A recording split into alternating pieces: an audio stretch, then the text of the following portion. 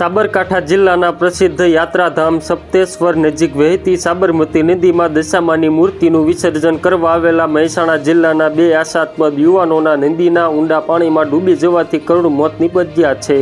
શ્રાવણ માસના પવિત્ર દિવસોમાં જ બનેલી આ કાળજુ કંપાવનારી દુર્ઘટનાને પગલે પંથકમાં ભારે અરેરાટી વ્યાપી ગઈ છે. દશામા વ્રતના વિસર્જન પ્રસંગે મહેસાણાથી આવેલા 4 યુવકો મૂર્તિ પધરાવ્યા બાદ નદીમાં નહાવા પડ્યા હતા. આ દરમિયાન પાણીના ઝડપી અને ઊંડા પ્રવાહનો ખ્યાલ ન રહેતા 2 યુવકો પાણીમાં ગરકાવ થઈ ગયા હતા. ઘટનાની જાણ થતાં આસપાસના સ્થાનિક લોકો અને શ્રદ્ધાળુઓ નદી કિનારે ઉમટી પડ્યા હતા.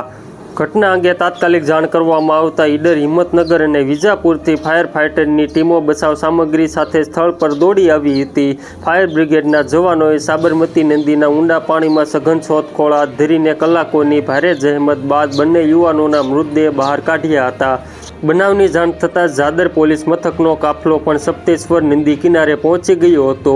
પોલીસે બંને 18 વર્ષીય મૃતક યુવાનોના મૃતદેહોનો કબજો મેળવીને પોસ્ટમોર્ટમ અર્થે નજીકની સરકારી હોસ્પિટલમાં ખસેડ્યા છે. પોલીસે આ મામલે અકસ્માતે મોતનો ગુનો નોંધી આગળની તપાસ ચલાવી રહી છે.